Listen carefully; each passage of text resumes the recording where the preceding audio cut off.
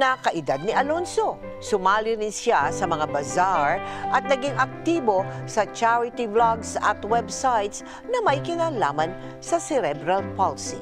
Lalong lumakas ang loob ni Jana nang makilala niya ang ibang mga magulang na may anak with special needs na gaya ni Alonso. Hindi naglaon, nagpatuloy ang pag-vlog ni Jana kasama si Alonso upang ipakita ang kanilang day-to-day activities. Ito'y naging inspirasyon sa ibang pamilya, gaya nilang mag-ina. Tama ba na isipin ko na all the way through naman, ikaw, as a mother, nagkakaroon ka naman ng fulfillment. Oh, yes. Nagkakaroon ka ng happiness, Yes, ng yes. joy. A very little achievement. For Alonso, ang laking ano sa'yo yun, Yes po. di ba? Yes po. Tuwan-tuwa Lalo na kasi- po every time we get confined. Kasi when he was 2-3 years old po, every month nasa hospital po kami. Of Oh, pneumonia. Yeah, and then seizures niya, grabing seizures po niya. Basta sunod-sunod po. And then, every time po na we get discharged, syempre, tas ngingiti siya. Sobrang achievement yun po sa akin. Talaga?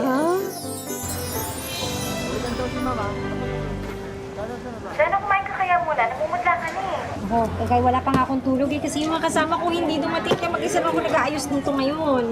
Sana ano ka ba? Wala ka magtakit sa sarili mo? Baka naman ikaw ang magkasakit niyan. Ingatan mo naman sarili mo. Alam ko, mahal mo si Zo. Pero dyan na kailangan ka ng anak mo. Sige, sige. Sandali lang, may tao ka ha. Huwag ito ka mamaya. Wait. Hello! Hello! Ano po? Homemade cookies po. Ay, kayo gumawa. Sige, pa-order na kami. Oh, sige po, mga tatlo. Baka gusto nyo 5 kasi kapag 5, from 150 nagiging 100. Ay, sige.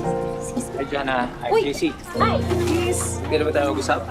JC! Nga pala, wait lang, sandali lang. Pauna muna kami. Isa, dalawa. Mamaya na lang. Oh, sorry, mamaya, medyo busy ako ngayon.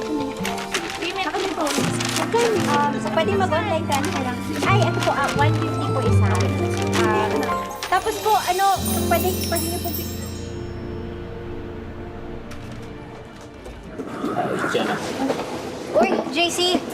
Thank you. Sorry nga pala kanina hindi kita nakasikaso ha. Ang dami kasing bumibili eh. Okay lang. Alam ko naman busy ka.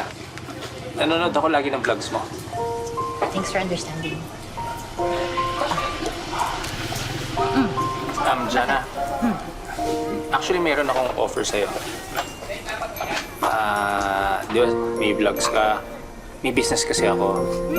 So, collab tayo. I-promote mo yung business ko, gawin siyang content. You'll earn from it, and ako naman, mapopromote yung business ko. Actually, may iba pa akong business eh. So, marami kang content na magagawa, tapos matutulungan mo talaga ako ma-promote yung mga business ko. So, okay sa'yo? Sige, gawin natin yan. Open ako for collab. Thank you ah. Kailangan ko kasi ngayon eh. Ang mga nakaraang days, sobrang daming bad news tungkol kay Zo. Mas ang dami pa niyang kailangan.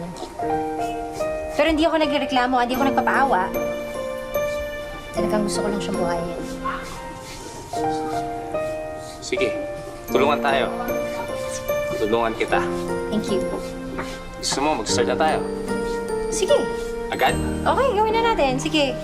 Meron ka ba website? Or meron ka na ba mga social media?